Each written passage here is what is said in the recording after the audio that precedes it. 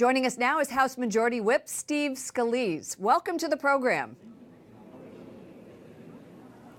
Good to be with you, and happy Valentine's Day. And to you. Recently, I heard you speak at the National Prayer Breakfast, and it was so moving that I wanted our audience to hear from you directly about your faith. And we'll get to that in just a minute. But first, does this new investigation by Congressman Gowdy show that Republicans are not buying the shifting White House explanations about Rob Porter? Well, I think that Chairman Gowdy just wants to get more information. Ultimately, he was let go and released from the White House, which is the right thing to do, because you can't have any kind of tolerance, zero tolerance, for somebody that that commits domestic violence. There's just no excuse for it. What about the handling of classified material long after the FBI warned the White House about the abuse allegations from the two ex-wives? Well, I would imagine that's one of the things that Chairman Gowdy wants to look into. I'm not sure the depth of his investigation. I haven't spoken to him about it yet, but obviously he feels like this warrants an oversight investigation.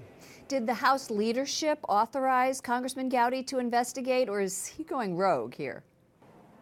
No, he actually talked to Speaker Ryan before he did this, so he and the Speaker had a conversation before he initiated the investigation. All right.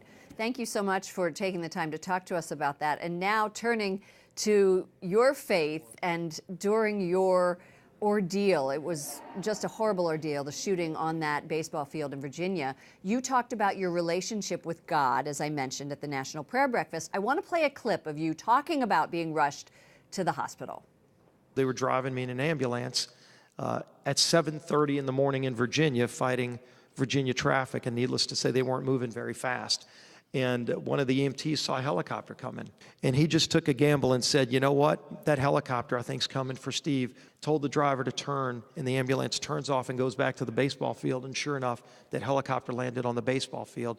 They transferred me, and 4 minutes later, I'm in the emergency room at MedStar Hospital, where they ultimately saved my life. I would have not made it if not for that helicopter.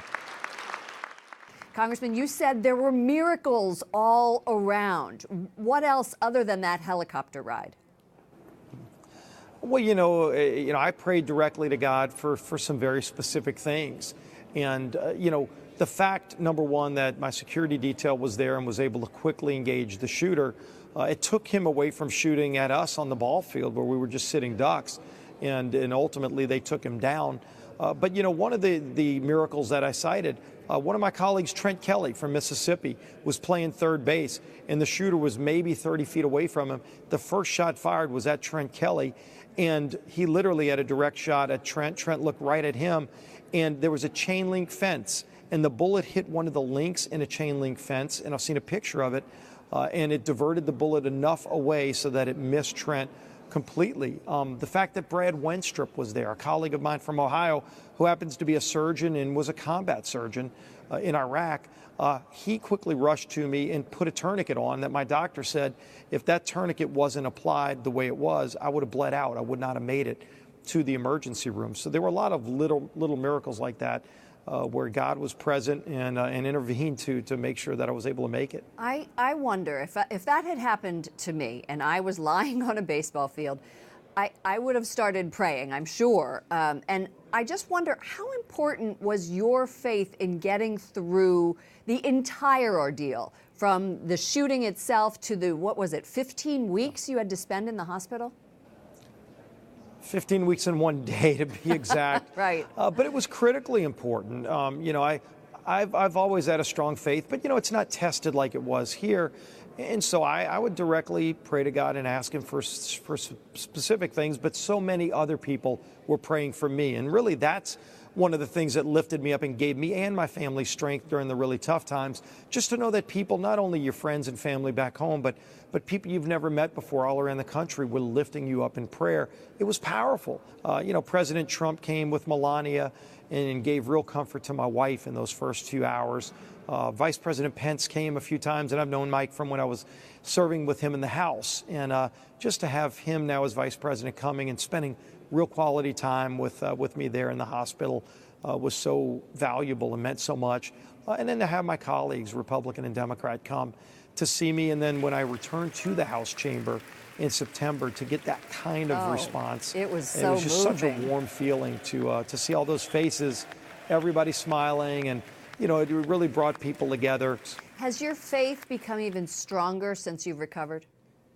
It sure has, and and I already had a strong faith, but it was tested, and I got to see the wonderful things about God and people. There's so many wonderful people. I don't look in the past. I'm a person who's always focused on the future, and just to see so many people coming out, and you see the goodness in this country and how people responded. Thank you so much, Congressman Steve Scalise, House Majority Whip, for talking to News Nightly's audience about your faith.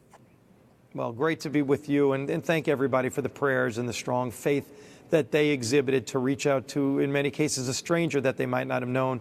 It meant so much to me and my family, and it continues to help lift me up.